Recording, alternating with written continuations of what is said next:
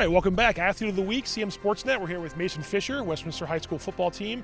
The Owls beat Century 31-0. Mason had 6 catches for 213 yards and 3 touchdowns, all in the first half last Friday. Mason, a big win for you guys. And based on the way you guys started your season and now that you're on a 3-game winning streak, let's start with you personally. What have you been doing the last few weeks to sort of change your game, or at least up your game to kind of get your guys back on the winning track?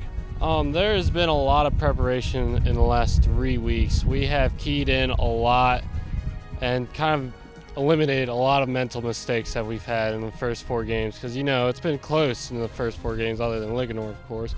But our team in general, we stepped it up a lot. Coach Baz has been prepping us every week. We've been doing what he's been saying, and it's been working. What have you been able to do in terms of getting in open spaces where you're thriving on offense, and other guys on the offense too?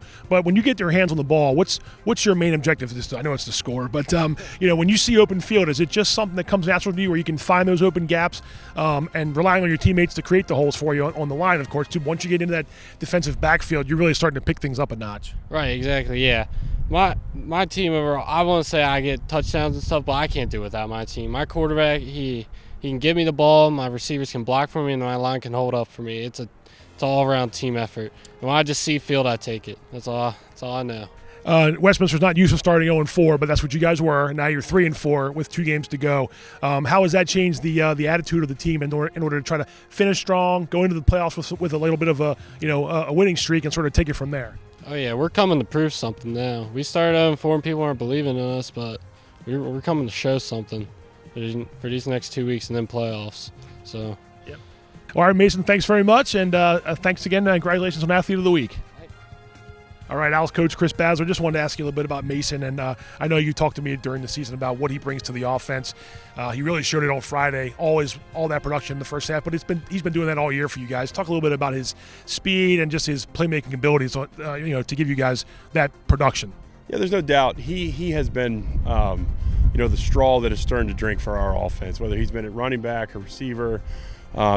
He has been the guy that's consistently created the big plays for us and opened things up for other people, like happened against Manchester Valley, where they put so much attention on him. Clayton Dorsey has really started to bloom for us, kind of piggybacking off Makinson's success. So he's really been the catalyst, I think, for our kind of resurgence here. So. The program, I know it's not used to being in an 0-4 hole, but that's what you guys were in, and I think that may have been the wake-up call. Mason said that was our moment where we realized, other than the Ligonor game, we were in those other 3 games. We probably could have won all 3 of them, or at least 2 of the 3 of them. Anyway, now you're 3-4 with a little bit of a winning streak. Do you like how the guys have approached this last few weeks to go into these next 2 with a little bit of momentum going into the playoffs? Yeah, I think so. I think we knew coming into the year that we had a very young football team, and we've kind of talked from August that we were trying to peak in November.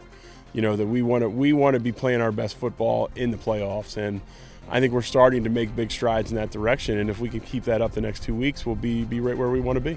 Mason wears the same number as Eric Stranko wore last couple of years, and he's supposed to be Eric 2.0 maybe, but I'm not putting in those shoes. But you like where you see out of Mason in terms of his maturity and his growth on the field. Yeah, 100%. I think.